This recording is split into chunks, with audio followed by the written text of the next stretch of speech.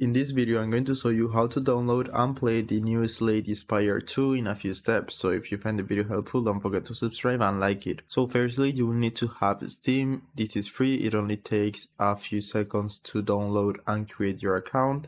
And then just search for the Spire 2 right here. Now scroll down and you will see the option to buy Slade Spire 2.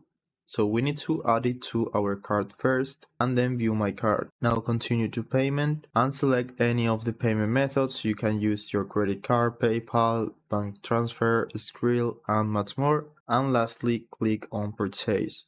Now after this, we will see the option to install the game, or if you don't see it, you can also go to library and then collections and search for the game right here.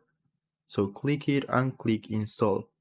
Now select the drive where you want to install the game and click install again. Now if we click this progress bar at the bottom, we can click on it and we can see how the download is going and the estimated time remaining. And lastly, if you just want to test the game to see if it works well on your computer or if you like it or not, you can test it for a few hours. I think it's up to 2 hours. And after that, you can request a refund to Steam, so they will always give your money back if you played for less than 2 hours. So that's it. That's how you can download and play Slade Spire 2. I hope it was helpful and thanks for watching.